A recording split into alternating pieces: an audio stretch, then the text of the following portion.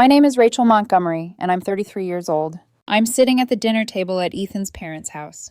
It's a typical Sunday evening. His dad, Jim, telling some ridiculous story about his golf game. His mom, Susan, offering seconds of the pot roast. The smell of mashed potatoes and gravy fills the air, and I should feel at ease, but all I can feel is suffocated. I've been trying to ignore it for months, but lately, everything about this relationship feels wrong. Ethan and I have been together for over 5 years now, but I've started to question what's left between us. I don't know when it happened. Maybe it's because he's always so caught up in his family. Or maybe it's because he stopped seeing me as his partner and started seeing me as just another extension of them. Either way, it's been building, this tension between us. The truth is, I've felt like an outsider in Ethan's life for a while. I've been invisible in his world, in his family's world. Every Sunday dinner, every holiday, every birthday, it's the same thing. His parents dominate the conversation, and I just sit there, quietly picking at my food, feeling more and more like I don't belong. I've told Ethan how I felt. I've tried to explain how draining it is to constantly be around his family, how overwhelming it is to always be the other in the room. But every time he shrugs it off. They don't mean anything by it, he says, or you're just overreacting. And every time I get quieter, holding my frustration inside until it feels like I'm about to burst. Tonight, it's different. The edge I've been feeling for so long is razor sharp. My fork clinks against my plate as I push the food around, pretending to eat. Ethan's mom, Susan, glances at me. Rachel, are you okay? You barely touched your food tonight. I force a smile. I'm fine, just not very hungry. Jim's voice booms across the table, and suddenly, his question about Thanksgiving plans hits me like a ton of bricks. Are you and Ethan coming for Thanksgiving? We'd love to have you both here. I can feel my breath catching in my throat. Something inside me snaps, and before I know it, I'm standing, the chair scraping sharply against the floor. No, I say, I can't do this anymore. The words are out before I can even think them through, and the table falls silent. Ethan freezes. His eyes widen in disbelief, and I can see the confusion on his face. My heart is racing in my chest, but I don't back down. Ethan opens his mouth, but no words come out.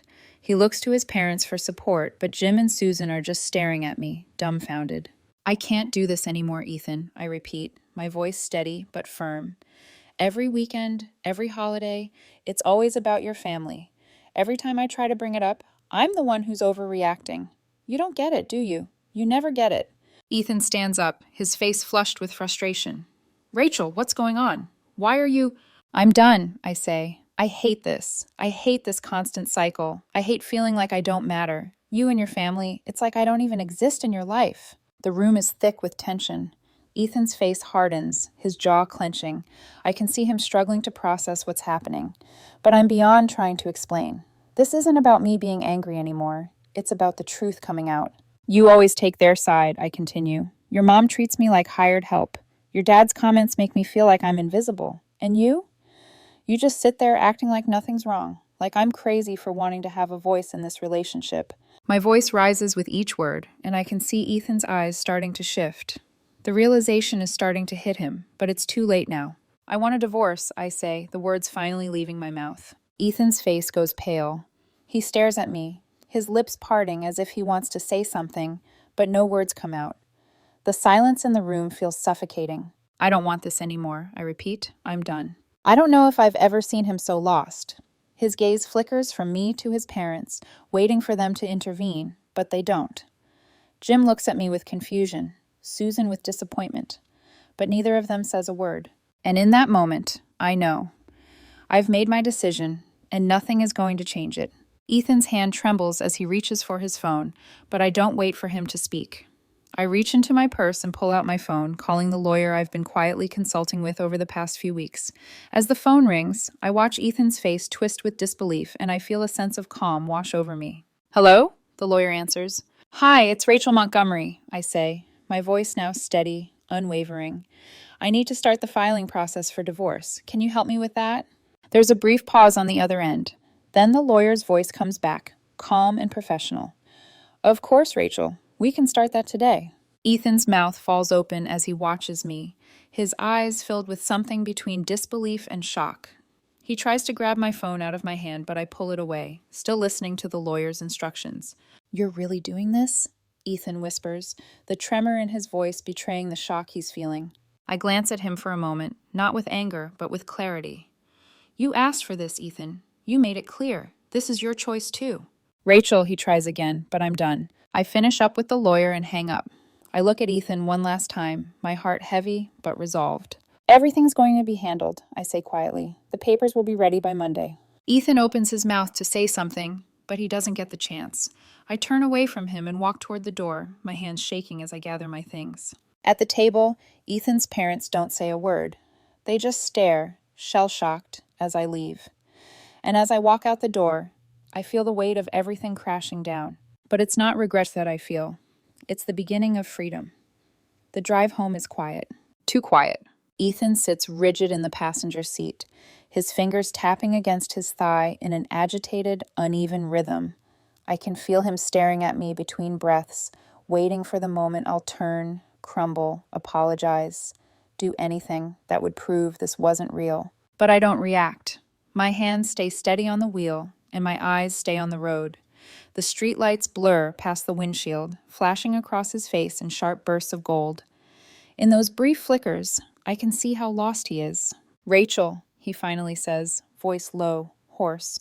Can we just talk about this when we get home? A bitter laugh escapes before I can stop it. We had 5 years to talk, Ethan. He flinches like I slapped him. We pull into the driveway. The porch light clicks on automatically. Warm, soft, familiar. But nothing about tonight feels familiar. It feels like I'm walking into someone else's life, someone else's home. Inside, the air is unmoving and stale. The house looks exactly the same as it did this morning. Jackets on the hooks, shoes tucked neatly by the door, the soft lemon-scented candle on the counter flickering in its glass jar. Except now something is broken, and it's not the candle. Ethan closes the door behind us a little too quickly, like he wants to trap the moment before it disappears. He steps in front of me. Okay, he says, forcing calm into a voice that's anything but. Just, tell me what that was. At dinner. Why you did that. The anger in my chest stirs again, slow and sharp. You want the real answer? I ask. Yes, he breathes, please. I study him for a long moment.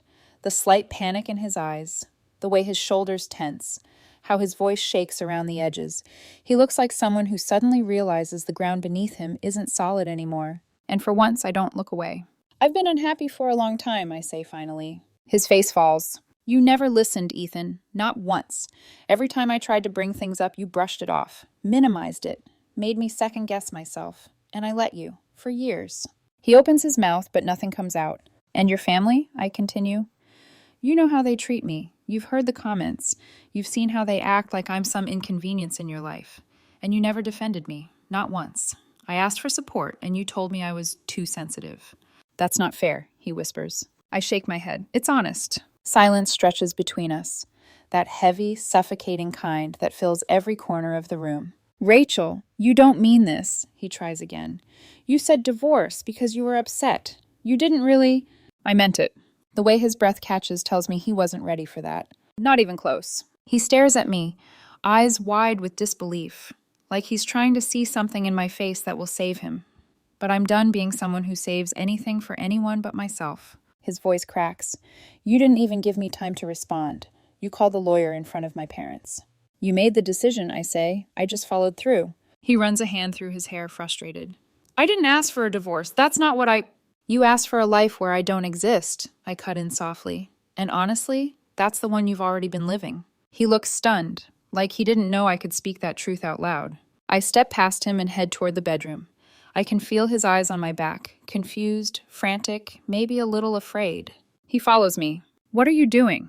Getting my things, I say, pulling down a suitcase from the top shelf. I'm staying at a hotel tonight. Rachel, no, we're not doing this. We already are.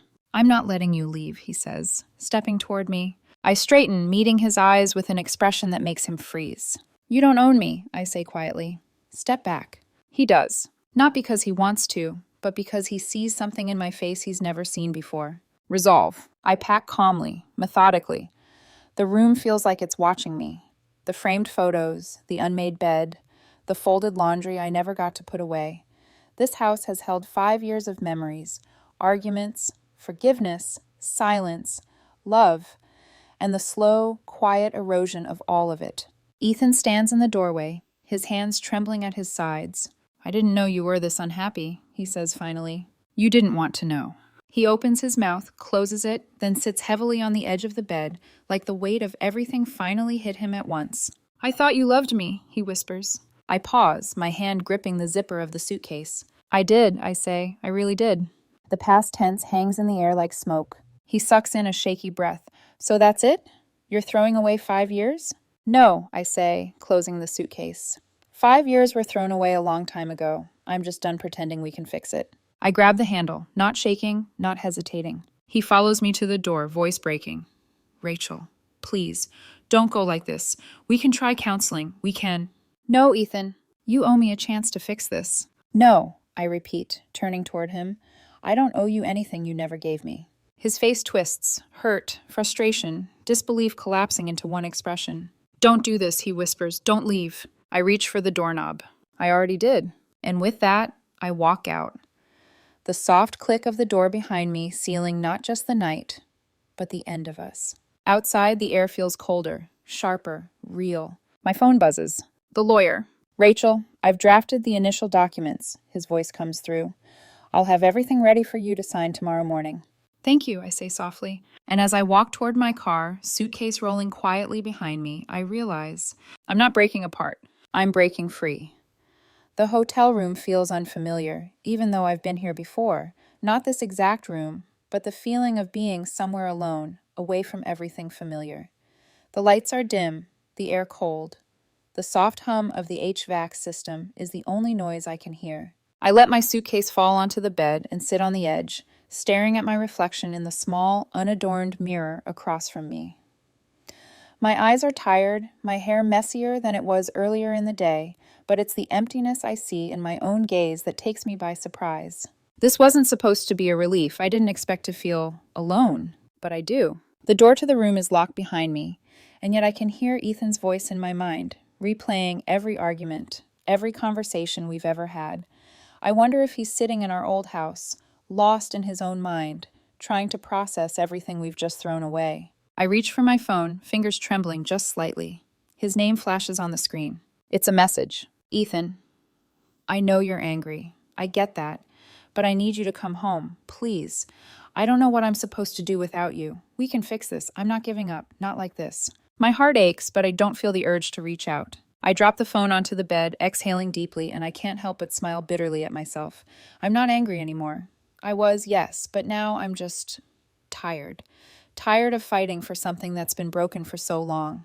Ethan's words, his desperate pleas, they don't cut through the calm I'm feeling. There's a part of me that wants to respond, wants to give him that final, painful truth that I've stopped fighting for us a long time ago. But I don't. Instead, I stare at the message until the screen goes dark. Minutes pass, hours maybe. The silence in the hotel room presses down on me like an invisible weight, and yet it feels like the only space I've had to breathe in years. I let myself lie back, eyes staring at the ceiling, trying to ignore the heaviness in my chest. I think about my mom's words, about how she always told me that when things fall apart, it's because they were meant to. But I still don't know if I believe that. I don't know if I believe in fate or timing. I only know that I've been suffocating for too long, and maybe this is what freedom looks like. Terrifying, raw, and uncertain. The phone rings, dragging me from my thoughts. The screen lights up again, and I can't help but groan inwardly when I see it's Ethan's number. I answer without saying anything, just holding the phone to my ear. "Rachel!" His voice breaks through, hoarse and thick with emotion. "Please, please don't do this. Don't do this to us." There's something in the way he says us, like he's grasping for something that isn't there anymore, like he's afraid of losing me, but more afraid of being alone. But I've been alone for months, even when he was sitting beside me. "I don't want this anymore, Ethan," I finally say. "I can't go back to that, to us. I can't go back to pretending it's okay when it's not." The silence on the other end of the line is almost unbearable. I imagine him sitting there, listening, his mind racing, his heart breaking, but I don't feel the weight of it like I thought I would. "I never meant for it to end like this," he says quietly, after a long pause. His voice cracks, like he's barely holding it together. I just want a chance to fix this." "You had chances," I reply, my voice soft but firm. over and over again. I was wrong, he says, his voice almost desperate now. I know I didn't give you what you needed. I didn't see it. But I swear I can do better. I'll fix it. I don't want you to fix it, I say, a calmness in my voice that surprises even me. I'm done fixing things that aren't mine to fix. I'm done pretending that this can be something it's not. His breath hitches on the other end of the line, and I hear a quiet sob, a sound I didn't expect to hear. I'm sorry, Rachel. I'm so sorry. I know, I reply. I know you are. It's a strange feeling, saying that, knowing he's sorry but not feeling the need to forgive him. Not this time. Not for this. He's quiet for a moment, and I can almost hear the thoughts spinning in his head. Is there any chance for us to fix this? To go to counseling, to talk? No, I interrupt, my voice finally cracking. I've made up my mind, Ethan. It's final. It's over. I hang up the phone before he can say anything more, and I stare at the screen for a long time. The silence that follows is deafening. But then in the quiet, I realize something. I feel nothing but peace. I never thought I'd feel this way. I thought I'd feel guilty, regretful. I thought I'd feel like I was making a mistake. But all I feel is peace, like I finally took control of my life. Like I'm finally free of something I didn't even know I was carrying. And for the first time in months, I close my eyes, breathe in deeply, and let myself relax. The morning sunlight filters through the blinds, casting sharp lines of light across the hotel room. The air is cooler than usual, the silence sharper. I wake up, staring at the ceiling for a long moment. The room is still unfamiliar, but it no longer feels cold. For the first time in a long time, I feel like I'm waking up to my own life, not someone else's. The weight of the night before, the conversation, the decision, still lingers, but it's not as heavy as it was when I first walked out. I grab my phone from the nightstand, already knowing what I'll see. A dozen unread messages from Ethan, a couple from his mom, even a few from his sister, all asking me the same thing. Why? I delete them all. I don't need their answers anymore. Instead, I scroll through my contacts, finding the number of my lawyer. I've already made up my mind, but something about hearing him on the other end of the line gives me a sense of finality. A concrete, legal confirmation that this chapter is truly over. Rachel Montgomery, he answers. Hi, I say, my voice calm. I'm ready to move forward with the divorce. I want to finalize everything as soon as possible. There's a brief pause, the kind I've come to expect. A professional hesitation before he gets to work. Of course, Yanir, he says. I'll have the paperwork ready for you to sign today. I'll need you to come in, and we'll go over everything to make sure it's all in order. I nod, even though I know he can't see me. Thank you, I say. Let's get this done. When the call ends, there's no overwhelming rush of emotion, no guilt, no regret. Just clarity. The decision has been made. I'm ready for the next step, the next chapter. The thought of facing Ethan again feels like a weight I can finally let go of. But there's still one thing left to do. I pull into my lawyer's office later that afternoon, my heart a little steadier, my hands a little firmer. I walk into the sleek, modern building with the sense that I'm walking towards something I need to do, something that's not about Ethan, or his family, or the life we tried to build. It's about me. The paperwork is waiting on the desk. It's real now. This isn't a hypothetical anymore. This is the beginning of something new, and the finality of what I've walked away from. The lawyer walks me through the documents, explaining each part, though I barely need to listen. I'm already certain. I sign. My signature flows across the page without hesitation. This is my life now. The ink dries and the past is behind me. When I'm done, I leave the office with the weight of everything lifted from my shoulders. The decision is final, the divorce in motion. That evening, I find myself standing in the kitchen of my parents' house. The comforting scent of my mom's homemade stew fills the room. It's a normal night, the kind I've had so many times before, except now it feels different. This time, I'm not just visiting. This time, I feel like I'm truly home. Hey, sweetheart, my mom says as she stirs the pot on the stove. How are you holding up? I smile, surprised by the calmness in my voice. I'm good, Mom. I'm really good. She turns, her eyes soft with concern. You know we're here for you, right? No matter what. I know, I say, stepping over to hug her. I'm starting to see that more clearly now. It's been a long time since I let myself feel this safe. Ethan never gave me this quiet peace, this sense of belonging. I never realized how much I needed it. My dad walks into the kitchen, his usual easy smile on his face, and I can feel myself finally breathing again. The tension I've carried for months, for years, is slipping away. For the first time in a long time, I feel like I can just be. The phone buzzes on the kitchen counter, breaking the silence. My heart skips as I see Ethan's name on the screen. I don't pick it up. I don't need to. Later that evening, I check my email. There's a message from Ethan, short and to the point. Ethan, I'm sorry. I never meant to hurt you. Please know that. I read it, then hit delete. I can't go back. Not now. Not after everything. I think about what I would have done in the past. I would have felt guilty. I would have answered his messages, tried to make things right. But not anymore, because I finally understand something I never did before. I can't fix someone who doesn't see that they need to be fixed. I've done the work. I've given everything I could to make it work, and now it's time to move forward, to rebuild on my own terms. The next few weeks are a blur of paperwork and logistics. The divorce is moving forward smoothly, with no real pushback from Ethan. I don't know what he's doing on his side, but I don't care. My life is mine again, and that's all that matters. I meet with a few potential therapists, looking for someone who can help me move on, who can guide me through the emotional aftermath of everything. But there's something inside me that's already healing. I don't need a therapist to tell me what I already know, that I'm better off now than I was before. I finally get the call from my lawyer. The divorce is final. It's over. I'm sitting in my new apartment now, a small, cozy place in the city. The furniture is minimal, just the basics for now, but it's mine, all mine. And as I sit here, looking out the window at the lights of the city, I realize that this is the first time in years that I'm not living in someone else's shadow. I'm not pretending to be happy. I'm not fighting for something that was never going to work. I'm free, and it feels good. It's been months since the divorce was finalized.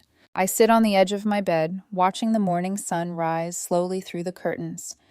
My new apartment is quiet, peaceful in a way that feels both unfamiliar and comforting. There are still boxes scattered around, remnants of the life I used to live, but they don't overwhelm me anymore. The clutter is just a reminder of what I've left behind and what I've gained. I get up, stretch, and make myself a cup of coffee, the steam rising from the mug like the start of a new day, one that's finally mine. The past few months have been a blur of change. The hardest part was not just leaving Ethan, but figuring out who I am without him. I had been so intertwined with him for so long, his life and family felt like mine too. But now I'm rediscovering what it means to be me again. The therapy sessions have helped, but it's more than just talking about what went wrong. It's about understanding that I don't need anyone's approval to live my life. I don't need to be validated by someone else's idea of who I should be. I can feel the weight of that truth settle deep inside me, and it's like breathing for the first time in years. The phone buzzes on the kitchen counter. I glance at the screen. A message from my mom. How are you today? Are you free for dinner? I smile. Of course I'm free. Always for her. I text back. I'm doing well. Let's do dinner tonight. As I hit send, a voice at the back of my mind tries to pull me back to thoughts of Ethan, but I shut it down. The memories of him, of his family, of the life I once thought I needed, they no longer have a hold on me. That's the truth. I don't need him. I never did. I meet a guy a few weeks later. His name is Luke. He's kind, funny, and doesn't try to rush anything. There's no pressure, no grand expectations. We take things slow, getting to know each other without the weight of past baggage. We've been on a couple of dates. Nothing serious yet, but something about the way we laugh together feels easy. It feels real, and after everything, that's all I can ask for, something that's real. Luke is understanding of where I'm at, and I'm open with him about my past. He doesn't try to fix me or rush me into something I'm not ready for. We go to the park on a Sunday afternoon, walk by the water, and talk about life. Not about exes or past mistakes, but about what's ahead. And for the first time in a long time, I feel hopeful. I feel like there's more to look forward to than what I've left behind. One Sunday evening, months after everything has settled, I'm sitting at my parents' house again, just like before. But now the atmosphere is different, lighter. I watch as my dad laughs at one of his silly jokes, as my mom rolls her eyes and calls him ridiculous, as I sit back and realize how much I miss this real, uncomplicated love. I glance around the room, my heart swelling with gratitude for everything I've gained, for the strength I didn't know I had. I'm not the same person I was when I walked out of that house all those months ago.